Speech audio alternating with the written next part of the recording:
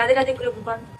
गुरुदेव, हम जिस क्षेत्र से आते हैं वहाँ मांस मदिरा का सेवन स्वाभाविक होता था। इससे माता पिता और जो पारिवारिक जनता करते थे। आपका सत्संग सुन के सबने छोड़ दिया। महाराज जी, जब से मैंने आपके नरकों का वर्णन सुना है तो मुझे अपने परिवार माता पिता के लिए बहुत डर लग रहा है। महाराज जी, ऐसे में वो क्या करें और मैं क्या करूं कि अभी सुधर जाए? नाम जप, नाम जप। माता जी छोड़ दिए, लेकिन उनके मन से नहीं गया है। ऐसा लगता है कि मैं चली जाऊँ, तो मेरे डर से उन्होंने छोड़ रखा है। लगता है मैं चली जाऊंगी तो फिर खाना शुरू कर देंगी। तो फिर नरक जाने के लिए तैयार रहती क्या? आपकी वीडियो सुनाती हूँ तो कहती है कि कान बंद कर लेती है, कहती है सब कोई खाता है, सब जाएगा तो मैं भी चली जाऊंगी। बढ़िया है, फिर कोई बात नहीं। फिर कोई नाम जप करें। और देखो, ये जवान के स्वाद के लिए दूसरे शरीरधारियों का हिंसा करके, चाहे वो मुर्गा हो चाहे वो बकरा हो, हर जीव अपने शरीर की रक्षा चाहता है। आप एक चींटी को भी देखो ऐसे करके, तो भागेगी अपने प्राण रक्षा के लिए। इन छोटे छोटे निरीह पशुओं की हत्या करके उनका जवान, उसके अंग काटे जाएंगे, फिर तुम जवान से खाओगे, तुम्हें अच्छा लगेगा? कैसी माँ हो, कैसा तुम्हारा हृदय है? इन तुम दूसरे जीवों के शरीरों की हत्या करके उसके मांस खाने के लिए तुम राजी हो? जैसे बोल दीजिए छोड़। तो ये सुनाना, अपनी माँ को सुनाना। हाँ, तो मुर्गा तो बकरा इन खाने में नरक जाने के लिए तैयार हो। दूसरे की हिंसा को बर्दाश्त कर ले। अपने बेटे तुम्हारे को एक थप्पड़ कोई मारे, उस माँ को कितना बुरा लगेगा। तो वो भी किसी माँ का बच्चा है, बकरा मुर्गा, और उसको मारते हैं लोग, खाते हैं। ये सब राक्षसी स्वभाव के लोग हैं, दुर्गति को प्राप्त होंगे। लेकिन जो सत्संग सुनते हैं उनको तो सुधार कर लेना चाहिए और अपनी जबान को रोको। 56 प्रकार के भोग बनते हैं हमारे वैष्णव में। ठाकुर जी को 56 प्रकार के भोग, 36 व्यंजन। ये कोई स्वाद है? ऐसे स्वाद है पदार्थ ठाकुर जी को भोग 56 भोग लगाए जाते हैं ठाकुर जी को। एक से एक स्वादिष्ट सब्जी, एक से एक स्वादिष्ट पदार्थ। अब हम तो यही प्रार्थना करेंगे तुम्हारी माँ के चरण छू के कि नरक ना जाओ, भजन कर लो। सुन के आपके मुख से बहुत डर लगता है कि उनके साथ भी ऐसा होगा। नहीं, वो होगा पक्का। अवश्य में भोक्तव्यम कृतम कर्म शुभाशुभम, अवश्य में भोक्तव्यम। भोगना तो पड़ेगा जीव को। देखो, बढ़िया VIP कार में बैठे हैं, फिल्मी गाना चल रहा है और एक्सीडेंट हुआ, और पहले वो तार जला जिससे गेट खोला जाता है, अब उसी में पैक। अब वैसे ही जलो जैसे तुमने छौंक बगार का कीड़े मकूड़े जीव जंतु खाए, वैसे ही जलो। जिंदा कार में जल के राख हो गए। अवश्य में भोक्तव्यम कृतम कर्म शुभाशुभम। हम इसीलिए मजाक नहीं करते, हम इसीलिए कहते डरो। अवश्य में भोक्तव्यम कृतम कर्म शुभाशुभम। जीव को अपने कर्म का भोग भोगो, इसलिए डरो। किसी जीव को कष्ट मत दो। यदि किसी जीव को कष्ट दोगे तो तुम्हें भोगना पड़ेगा। ब्रह्मचारी प्रणव जी, रामकृष्ण मिशन, कोलकाता से। राधे राधे महाराज जी, शत शत नमन गुरुदेव। महाराज जी, हमारी रहनी साधु की है, परंतु व्याकुलता अच्छी लगती है। व्याकुलता पाने की चाहत अच्छी लगती है। क्या ये स्थिति सही है? भगवान को पाने से ज्यादा उनकी व्याकुलता अच्छी लगती है। क्या ये स्थिति सही है? भगवान के विरह में रोना, तड़पना, ये विशेष पावन हृदय में ऐसी आकांक्षा होती है। जो विशेष पावन हृदय होता है उसे भगवान के विषय में चिंतन करके रोना अच्छा लगता है, तड़पना अच्छा लगता है। उसको साधन प्रिय होता है, साध्य से ज्यादा साधन प्रिय होता है। और जिसको साध्य से ज्यादा साधन प्रिय होता है वही सिद्ध पुरुष होता है। जैसे नाम, हमें भगवान नहीं चाहिए, हमें भगवान का नाम इतना प्रिय लगे कि उसके बिना हम एक क्षण जी न सके। प्रतिपल नाम, भगवान का चिंतन। कभी हमारा हृदय तृप्ति का अनुभव न करे, भगवान के चिंतन में अतृप्त रहे, व्याकुलता पूर्वक चिंतन होता रहे। अगर कहीं एक पल के लिए भी चिंतन छूटे तो तद विस्मरणेन परम व्याकुलते थे। उनका विस्मरण असहनीय हो जाए। संसार की कोई भी वस्तु, कोई भी पद, कोई भी भोग हमें प्रिय न लगे, हमें प्रभु के सिवा कुछ अच्छा न लगे। नहीं खान पान ते भावे है, नहीं कोमल वसन सुहावे है, सब विषय लगे ते खारा है, हरियासिक का मग्न आ रहा है। एकमात्र भगवान के प्रेम में तड़पना। पर यह तभी होगा जब अनन्य चिंतन होगा, अन्य कोई चिंतन न हो, एकमात्र भगवान का चिंतन हो। सब कार्य करते हुए भी अनासक्त, सबसे मिलते हुए भी निरपेक्ष, किसी से कोई अपेक्षा नहीं, और निरंतर भगवान में स्थिति बनी रहे तो व्याकुलता अपने आप आ जाती है। जिसका हम रात दिन चिंतन करते हैं उसको देखा नहीं तो कैसे जिए। दरस बिन दुख न लागे नैन। जब हमारे को रात्रि में नींद न पड़े, पूरी रात हो गई नाम जप करते हुए, सुबह हुआ फिर पूरा नाम में डूबा हुआ, दिनचर्या कर रहा है लेकिन उसको शुद्ध नहीं है, कब क्या करना है, बस वही मांग हृदय में, वही मांग, और भजन और भजन, प्रभु से मिलन की चाह, व्याकुलता, रुदन, तड़पना, ये महाभागवतों की स्थिति है। तो जब हृदय पवित्र होने लगता है तो यही अच्छा लगने लगता है कि और कुछ न सुहाए तिनको, जुगल सेवा सुख पगी, और कुछ अच्छा है। जब तक और कुछ अच्छा लगता है तब तक लड़ाई लड़नी होती है साधक को। जब और कुछ अच्छा नहीं लगता तो स्वाभाविक, जैसे विषयी पुरुष का मन विषय में जाता है, ऐसे भक्त का चित्त भगवान में जाता है, उसे कुछ अच्छा नहीं लगता, क्योंकि कुछ अच्छा है ही नहीं। सत्य मानो, यहाँ कुछ अच्छा नहीं, केवल माया का भ्रम है। रुपया, पैसा, मकान, स्त्री, पुत्र, पति, परिवार, वही सच्चिदानंद भगवान बना हुआ है, उसको हम समझ नहीं पा रहे और भ्रमात्मक भाव से है। तो यहाँ जो सत्य लग रहा है, प्रिय लग रहा है, वही भगवान से विमुखता है। जब यहाँ कुछ सत्य ना लगे, ब्रह्म सत्यम जगन मिथ्या, जब ये बात अंदर बैठ जाए अंदर, कि जैसे नकली नोट उठाने की हमारी इच्छा नहीं होगी, ऐसे ही हमको संसार ये नकली नोट की तरह लगे। असली तो भगवान है और उन्हीं में चित्त रमे।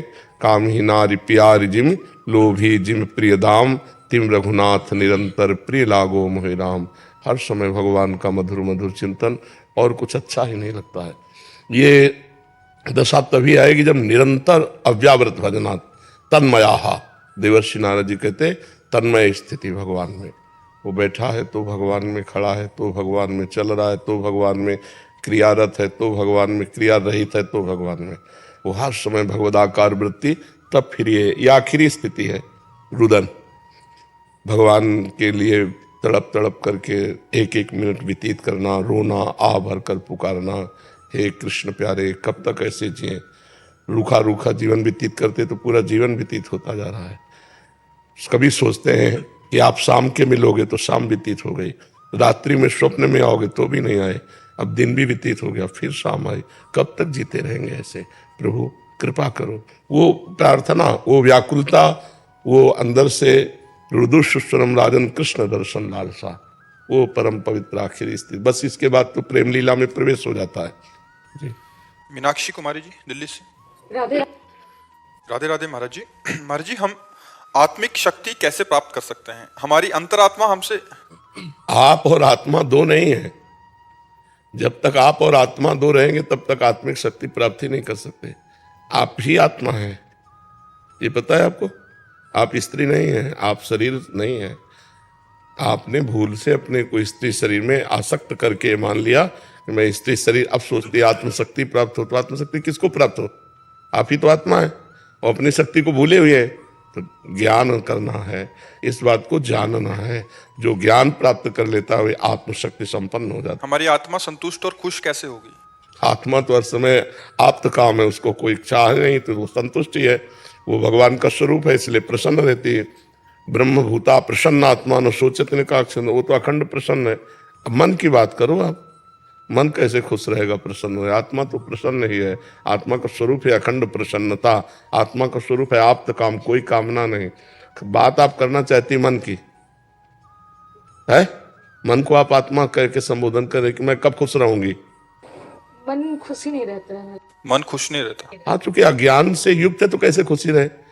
बालक को खिलौने चाहिए तो एक खिलौना में खेल के थोड़ी देर के बाद तृप्त हो जाता है, दूसरा खिलौना चाहिए, तीसरा खिलौना चाहिए। ऐसे मन रूपी हमारा बालक विविध प्रकार के भोग रूपी खिलौना चाहता है और खिलौनों में संतुष्टता होती नहीं, क्योंकि भूख खिलौनों से नहीं मिटेगी, भोजन से मिटेगी। तो मन की जो आनंद की भूख है वो आनंद सिंधु भगवान में। सा वही मना कृष्ण पदार विंदयो। जब हमारा मन भगवान के चरणों में लगेगा तब वो तृप्त होगा, नहीं तो चाहे जितना भोग लो भटकते रहो, कहीं सुख नहीं। आप देखो, एक स्त्री शरीर में आई थी, उन्होंने कहा था हमारे पास विश्व की हर वस्तु है, पर कहा मेरा मन खुश नहीं है, संतुष्ट नहीं है। तो मन रुपया पैसा पद प्रतिष्ठा भोगों से खुश थोड़ी होता है। इसमें हम थोड़ी देर के लिए राजी भले कर लें, फिर इसके बाद वही भूख उसकी। जब तक भगवान नहीं मिलेंगे तब तक ये भूख नहीं मिटेगी। तब लगी कुशल न जीव कहूं, सपने हूं मन विश्राम। जब लग भजत न राम कहूं, शोक धाम तज काम। जब तक शोकों के धाम कामनाओं का त्याग करके भगवान का भजन नहीं होगा तब तक हमारा मन कभी शांत और प्रसन्न नहीं हो सकता, मन को विश्राम नहीं मिल सकता। इसलिए नाम जप करो, अधिक से अधिक नाम जप करो, भगवान की कथाएं सुनो, भगवान से प्रार्थना करो कि मेरे मन को आप चुरा लीजिए। हे मन चोर प्रभु, मेरे मन को चुरा लीजिए। ये मन बड़ा उपद्रव कर रहा है, इसको शांत कर लीजिए। हरि जो मेरो मन हठ न तजय, ये मेरा मन बड़ा हठीला है, जिस विषय को पकड़ता है उसी में जाता है। नाथ आप इसकी डोरी खींच लीजिए, आपने ढील दे दी है इसीलिए विषयों में जा रहा है। यदि आप डोरी खींच लो, हौ हार्यो कर जतन विविध विधि अतिशय प्रबल अजय, तुलसीदास बस होए तबै जब प्रभु पेरक बरजय, हरि जो मेरो मन हठ न तजय। हे हरि जो आप थोड़ा डोरी टाइट कर दो, मन को आप थोड़ा घसीट दो, विषयों की तरफ न जाए और आप में लगा रहे तो मेरा मंगल हो जाएगा। आपका खिलवाड़ होगा, हमारा मंगल हो जाएगा। और अगर आप मन को ना संभालेंगे प्रभु तो मेरे संभालने में आएगा नहीं। बहुत बलवान मन है, इसलिए नाम जप करो, भगवान से प्रार्थना करो। ज्योति जी दिल्ली से। दादा वल्लभ श्री हरिवंश पूज्य गुरुदेव महाराज। श्री हरिवंश महाराज जी, आपके चरणों में कोटि कोटि प्रणाम। महाराज जी, साधक जब सेवा में रत रहता है या नाम जप करता है तो जो ध्यान, कल्पना और चिंतन होता है, महाराज जी इन तीनों में क्या अंतर है? जो छवि का दर्शन करके ध्यान, क्या आप क्या करते हैं?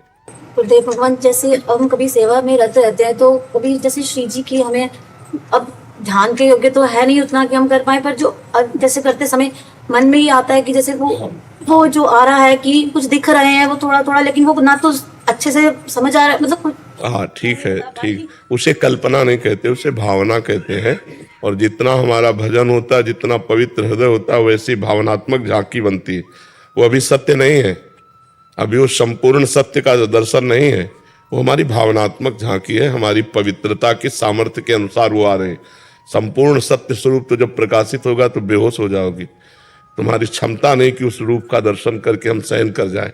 बड़े बड़े महापुरुष विकल हो गए, जिनका हृदय प्रेम को सहने के लिए वज्र के समान है, वो विकल हो गए, मूर्छित हो गए। जिस समय प्यारी जू का रूप और प्यारे जू का रूप, तो बड़े बड़े परमहंस विचलित हो गए उनके रूप को देखकर। हमारे आपके हृदय की क्षमता क्या, थोड़ी वस्तुओं में खुश हो जाने वाला, थोड़ी वस्तुओं की हानि में दुखी हो जाने वाला हृदय क्षमता शून्य है। जैसे एक कांच है तो ऐसे मारो तो टूट जाएगा, और एक कांच से गरम ठंडा करते करते उसे बुलेट प्रूफ बना दिया जाता है। तो महापुरुषों का हृदय बुलेट प्रूफ होता है, संसार का कोई दुख तो छू नहीं सकता, और भागवतिक सुख को आराम से सह जाते हैं। वो विकल नहीं होते, वो मूर्छित नहीं होते। तो ऐसा प्रभु का जब रूप आएगा तो एक अलग बात है। अभी हमारी भावनात्मक झांकी बन रही, पर यह भी असत्य नहीं है। ये हमारी भावना के अनुसार वैसा भाव आ रहा है, पर पूर्ण सत्य भी नहीं है, क्योंकि पूर्ण उसे हम साक्षात्कार नहीं कह सकते कि भगवत साक्षात्कार हो रहा है। क्या ये हमें मतलब इससे हम थोड़ा आगे बढ़ रहे हैं? हाँ ये धीरे धीरे, हाँ धीरे धीरे सही चल रही है कुछ? हाँ नहीं ठीक है, बस चरित्र पवित्र रखो और नाम जप करते रहो। सेवा में भावना जो बनती है भगवान की कृपा है। अभी तो भावना बन रही, फिर मानसिक सेवा होने लगेगी, फिर वही साक्षात जैसा लगने लगता है। फिर पर जो साक्षात्कार होता है वो जीव की जड़ और चेतन ग्रंथि का भेदन करके जीवन मुक्त कर देता है। भगवत दर्शन होते ही उसका आवागमन खत्म हो जाता है।